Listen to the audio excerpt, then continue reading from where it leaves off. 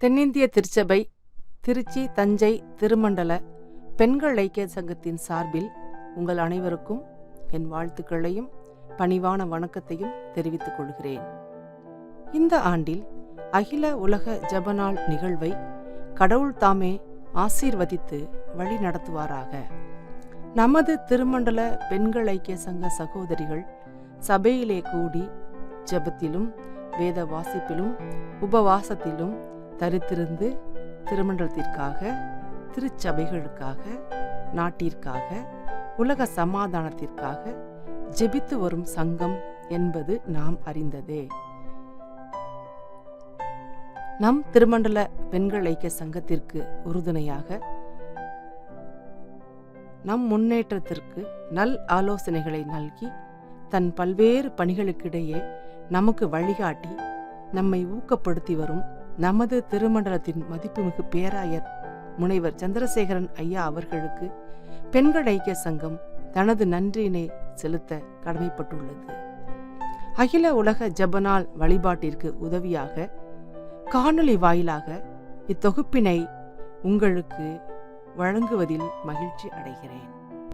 அகில உலக ஜெபநாள் என்பது அமெரிக்க தேசத்தின் பெண்களால் நற்செய்தி பணிகளுக்கான ஜெப நாளாக ஆரம்பிக்கப்பட்ட ஓர் இயக்கமாகும். 1887 ஆண்டு பிரஸ்பிட்டேரியன் சபையை சார்ந்த ஒரு பெண்மணி நற்செய்தி பணியின் ஜெப நாளுக்கான அழைப்பை விடுத்தார். 1889 ஆண்டு பற்பல சபை பிரிவுகளை சார்ந்த பெண்கள் பலர் கூடி உள்நாட்டு நற்செய்தி பணிகளுக்காக ஜெபித்தனர். 1920 ஆண்டு தேசிய அளவிலான குழு அமைக்கப்பட்டு அனைத்து திருச்சபை பெண்களுக்கும் அழைப்பு விடுத்து லெந்து காலத்தின் முதல் வெள்ளியன்று உலகிலுள்ள அனைத்து திருப்பணிகளுக்காகவும் ஜெபிக்க கேட்டுக்கொண்டனர். 1927 ஆண்டு இந்த நாள் அகில உலக நாள் என்று ஏற்றுக்கொள்ளப்பட்டது. இந்த ஆராதனை முறைகள் ஒவ்வொரு வருடமும் ஒவ்வொரு நாட்டு பெண்களால் எழுதப்பட்டு உலகம் முழுவதும் நடத்தப்பட்டு வருகிறது. அகில உலக ஜெபநாளின் குறியீடுகள். முதல் குறியீடு, இதனுடைய வடிவம் 4 கோண வடிவிலான அம்புகளை போன்றது. நாம் அனைவரிடத்திலும் அன்பு செலுத்த வேண்டும் என்பதை காட்டுகிறது.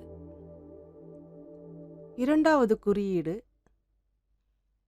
பிறருக்காக முழங்காலில் நின்று ஜெபிக்க வேண்டும் என்பதை காட்டுகிறது. மூன்றாவது குறியீடு, உலகை அணைத்துக் கொள்கின்ற சிலுவை. நான்காவது குறியீடு, வேற்றுமையில் ஒற்றுமை என்பதை உணர்த்துகிறது. அகில உலக ஜெபநாளின் நோக்கம்,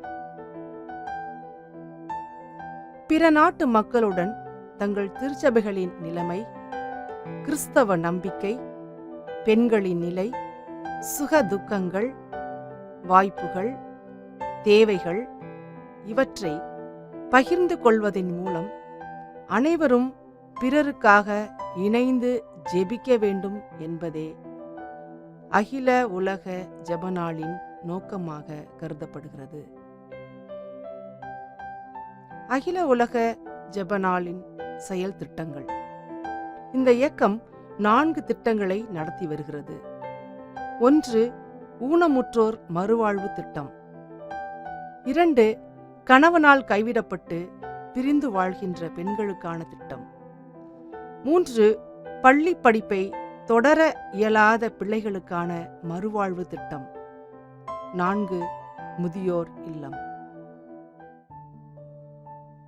இந்த ஆண்டு அகில உலக ஜெபநாள் ஆராதனை முறையை பாலஸ்தீன நாட்டு பெண்கள் இணைந்து தயாரித்து உள்ளனர். ஒரு ஆணின் வெற்றிக்கு பின்னால் ஒரு பெண் இருக்கிறாள் என்பது மூத்தோர் வாக்கு. ஆனால் ஒரு வெற்றியாளரின் வெற்றிக்கு பின்னால் ஒரு தாயின் ஜெபம் இருக்கிறது என்பது இறைவாக்கு. ஆம், ஜெபத்தால், இறை வேண்டுதலால் சாதிக்க இயலாத செயலும் உண்டோ? மூளையால் முடியாததை முழங்கால் செய்யும். ஜெபிப்பதில், இறை மன்றாட்டு செய்வதில் பெண்களின் பங்கு அளப்பரியது. பாலஸ்தீன நாடு என்பது இஸ்ரேல் நாட்டால் ஆக்கிரமிப்புக்கு உள்ளான பாலஸ்தீன மக்களுக்காக உருவாக்கப்பட இருக்கும் நாட்டுக்கு கொடுக்கப்பட்ட பெயர் ஆகும். இது ஒரு சுதந்திரமான நாடு அல்ல. பாலஸ்தீன நாடு மேற்கு கரை மற்றும் காசா ஆகியவற்றை உள்ளடக்கியதாகும். ஜெருசலேம் அதன் தலைநகராகும். அலுவலக மொழியாக அரபி மொழி உள்ளது. ஹீப்ரு மொழியும் பேசப்படுகிறது.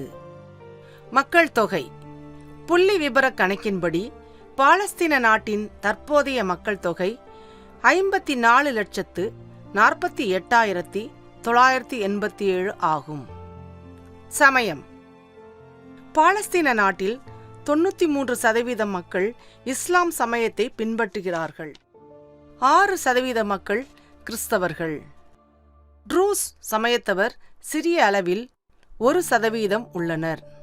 யூதர்களும் அங்கு உள்ளனர்.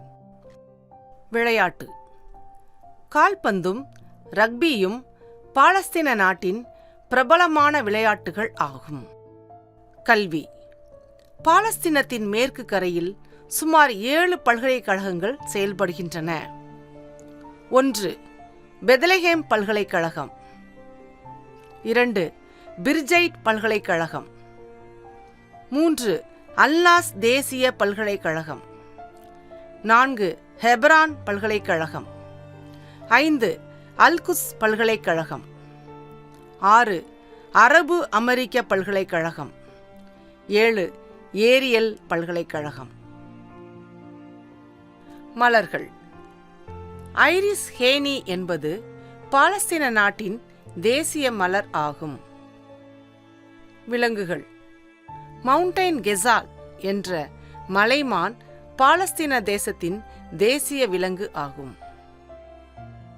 பறவைகள் சன்பர்ட் என்பது தேசிய பறவையாகும். பழங்கள் ஆலிவ் மரங்கள், திராட்சை, பாதாம், அத்தி மற்றும் ஆரஞ்சு வகைகளாகும். உணவு முசாக்கான் என்பது ரொட்டியும் கோழி இறைச்சியும் சேர்ந்த ஒரு அசைவ உணவு ஆகும். இதுவே பாலஸ்தீன நாட்டின் பாரம்பரிய உணவு ஆகும்.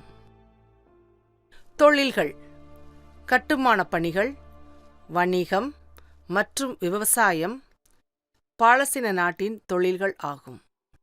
உடைகள் தோபி என்பது பாலஸ்தீன நாட்டு மக்களின் பாரம்பரிய உடையாகும்.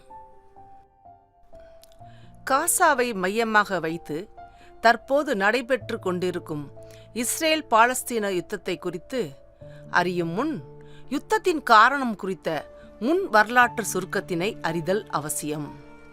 இஸ்ரேல் பாலஸ்தீன பிரச்சனையை பொறுத்தமட்டில் 1948 பாலஸ்தீனத்தின் சில பகுதிகளை பிரித்து ஐக்கிய நாடுகள் சபை உலக நாடுகளின் உதவியுடன் இஸ்ரேலுக்கு வழங்கியது. காசா பகுதியை மட்டும் ஐக்கிய நாடுகள் சபை பாலஸ்தீனா வசமே விட்டு வைத்தது. ஆனால் இஸ்ரேல் காசா தங்களுக்கு உரியது என சொந்தம் கொண்டாடுகின்றனர். ஆனால் பாலஸ்தீன அரசியல் அமைப்பான ஹமாஸ் காசாவை தங்கள் கட்டுப்பாட்டில் வைத்திருக்கின்றனர். மேலும் அவ்வப்போது ஹமாஸ் இஸ்ரேல் மீது தாக்குதல் நடத்தி வருகின்றது.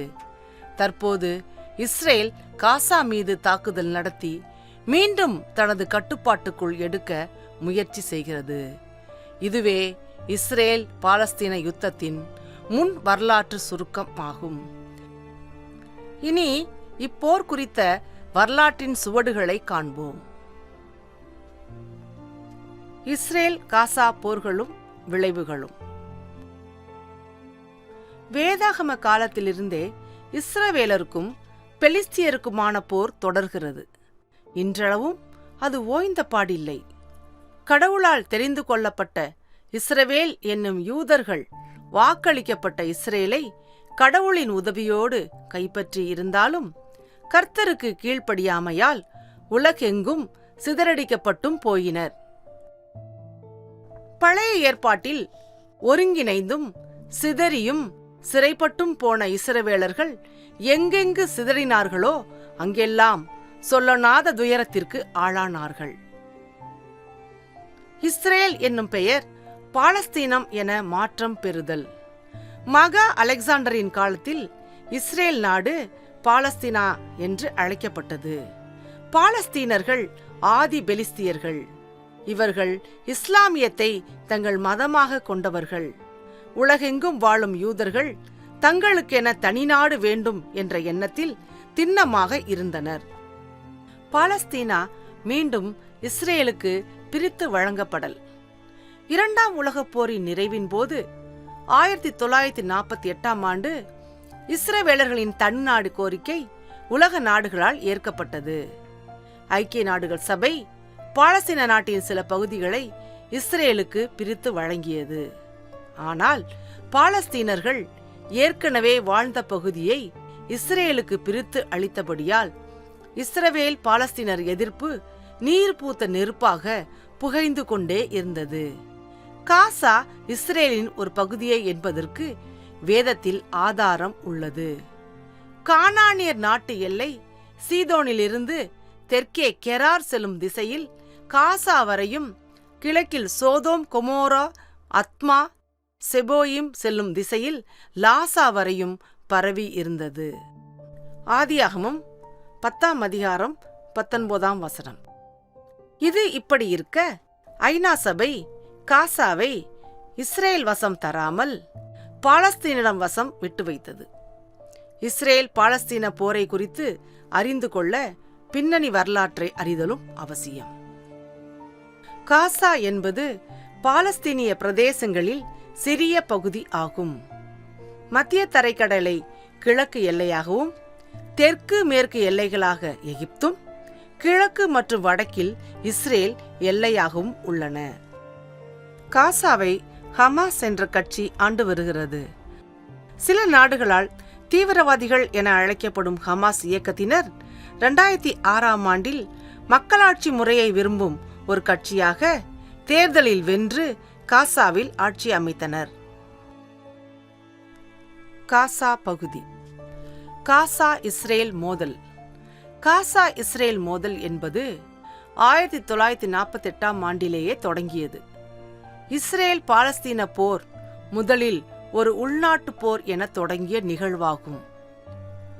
2 லட்சம் பாலஸ்தீனர்கள் தங்கள் வீடுகளை விட்டு வெளியேறினர். அகதிகளாக அவர்கள் காசா பகுதியில் இருந்தனர். போர் நடத்தி காசாவை இஸ்ரேல் கைப்பற்றியது. 1948 முதல் 2004 வரை பல தாக்குதல்களை இஸ்ரேல் ஹமாஸ்க்கு எதிராக நடத்தியது. 2004இல் இஸ்ரேல் காசாவிலிருந்து வெளியேறியது. 2006இல் நடந்த தேர்தலில் ஹமாஸ் வெற்றி பெற்று 2007இல் காசாவை ஹமாஸ் கைப்பற்றியது.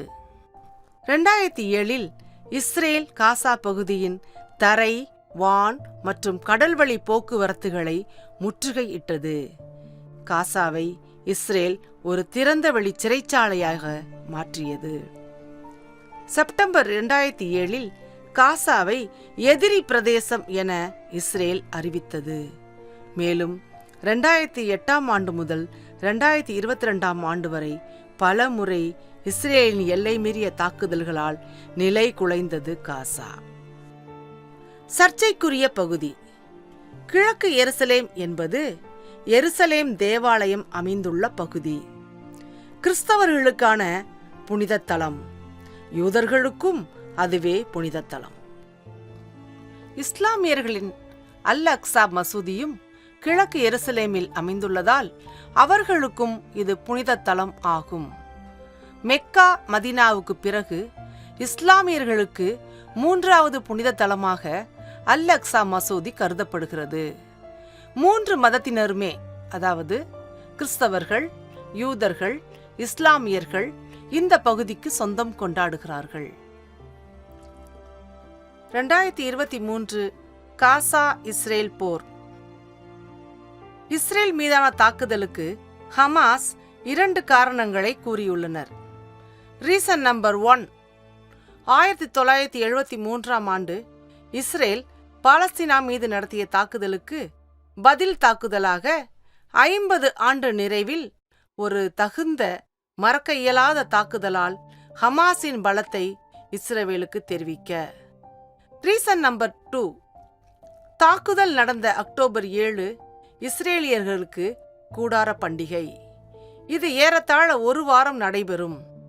எனவே இப்பண்டிகையை கொண்டாட உலகின் பல பகுதிகளில் இருந்தும் யூதர்கள் எருசலேமுக்கு வருகை தந்ததால் இத்தாக்குதலை நடத்தினர்.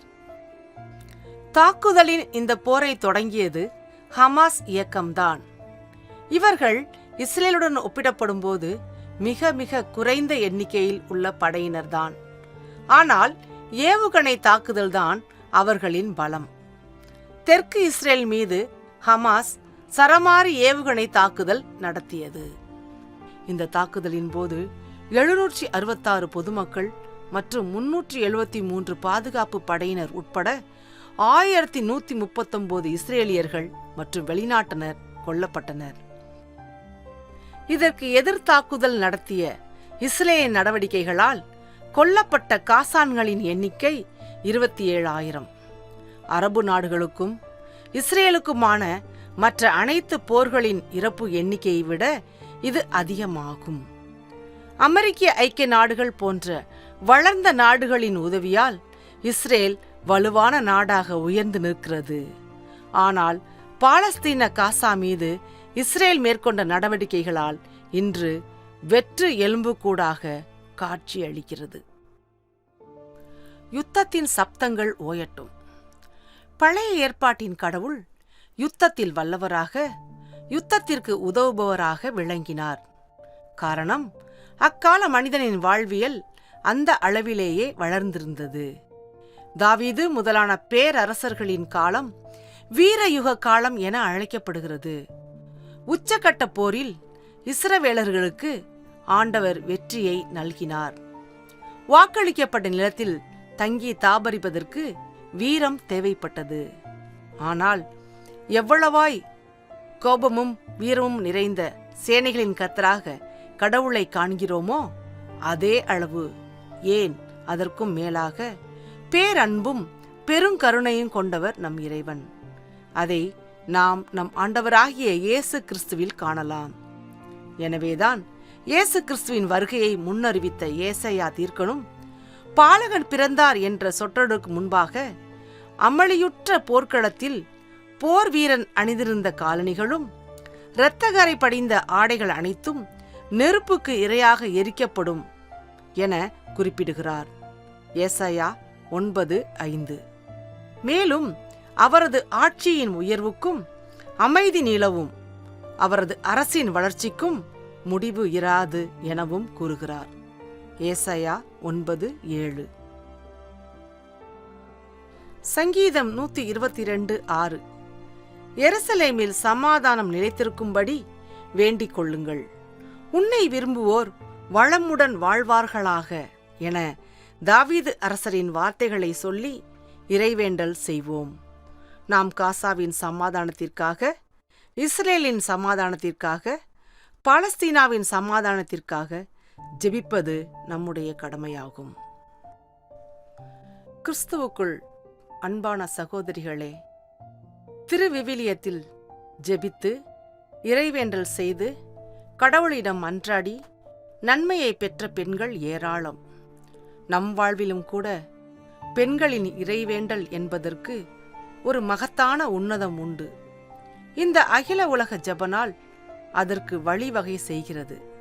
அன்பே உருவான நமது ஆண்டவர் இயேசு கிறிஸ்துவும் கூட கடவுளிடம் வியாகுலத்தோடும் கண்ணீரோடும் உள்ளார்ந்த உணர்வுகளோடும் கெத்சமனே தோட்டத்திலும் ஒலிவ மலையிலும் தனித்தும் தன் சீடர்களுடன் இணைந்தும் ஜெபித்தார். நாமும் இணைந்து ஜெபிப்போம், உபவாசித்து ஜெபிப்போம். வாக்களிக்கப்பட்ட கடவுளின் தேசத்திலே ஏன் இத்தனை யுத்தத்தின் சத்தங்கள்? திருச்சபைக்காய், இறை மக்களுக்காய், தேசங்களுக்காய் சிதறியுள்ள மக்கள் திரள் ஒற்றுமையுடன் ஒருமைப்பாட்டுடன் இணைந்து ஜெபிப்போம். பாலஸ்தீன தேசத்திற்காக, இஸ்ரேலுக்காக நாம் ஜெபிப்போம். போரின் குரலும் ஓலங்களும் இரத்தம் சிந்துதலும் ஓயட்டும். நம்முடைய ஜெபமே உலகத்தை ஜெயித்திடும் ஜெயம். நன்றி. இப்படிக்கு உங்கள் அன்பு சகோதரி பேராயர் அம்மா.